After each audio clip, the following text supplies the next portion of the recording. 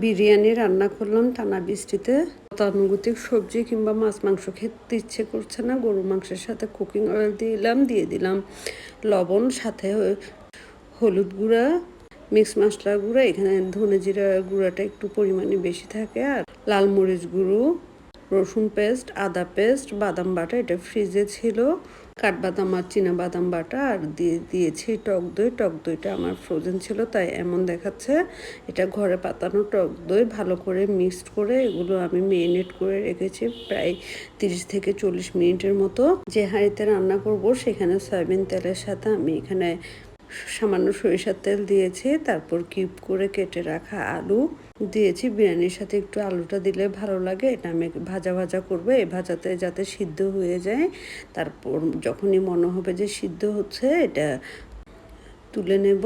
এরপর পেঁয়াজ কুচি দিব। পেঁয়াজ কুচিটা বেরেস্তা হওয়ার ঠিক আগ মুহূর্ত পর্যন্ত ভেজে নেব, বেরেস্তা হতে দেব না। যখনই পেঁয়াজটা ভাজা হয়ে যাবে তার মধ্যে দিয়ে দিয়েছি আমি মেরিনেট করা মাংসগুলো ভালো করে পেঁয়াজ আর তেলের সাথে মিক্সড করে এটা 50 থেকে 60% সিদ্ধ হওয়ার জন্য ওয়েট করব। প্রায় 30 থেকে 40 মিনিটের মধ্যে আমার এটা সিদ্ধ হয়ে আসছে। যেহেতু মাংসের পিসগুলো আমি একটু ছোট রেখেছি, এখন দিয়ে দিচ্ছি এখানে টমেটোর বদলে টমেটো সস, ভালো করে মিক্সড করে আরও কিছুক্ষণ রেখে দেব।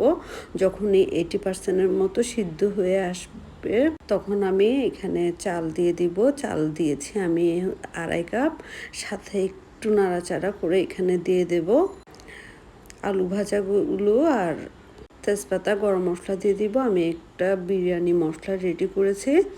বিরিয়ানি মশলাটা আমি এখানে করেছি শাহি জিরা, কালো এলাচ, সবুজ এলাচ, জয়ফল, জয়ত্রী, স্টার এনিস, গোলমরিচ, লং, দারচিনি পরিমাণ মতো নিয়ে আমি ইনস্ট্যান্ট মশলাটা এগুলোর সাথে মিক্সড করে দিয়েছি। এটা আমি বেশ কিছুক্ষণ ধরে ভাজবো। ভাজার পর যখন চালটা একটু সাদা সাদা হয়ে আসবে, চালের ডবল পরিমাণ আমি গরম পানি দিয়ে দেব। গরম পানিটা আমি পাশের চুলায় বসিয়ে রেখেছিলাম আগে থেকে। তারপর এতে কাঁচামরিচ দিয়ে দেব, ভালো করে নাড়াচাড়া করে এর মধ্যে দিয়ে দিব আমি সামান্য পরিমাণ টেস্টিং সল্ট। টেস্টিং সল্টটা হচ্ছে সম্পূর্ণ অপশনাল, আপনারা চাইলেও দিতে পারেন, না দিলেও হবে, টেস্টটা একটু ভালো লাগে সেজন্য দিলাম। আর সামান্য কেওড়া জল দিয়েছি।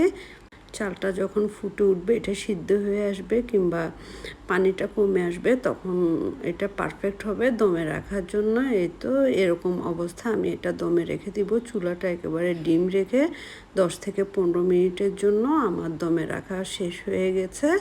খুব অল্প সময়ে বাসায় থাকা ঘরোয়া মশলা দিয়ে আমি এটা করে ফেলেছি। ভিডিওটা ভালো লাগলে শেয়ার করতে ভুলবেন না। ধন্যবাদ সবাইকে।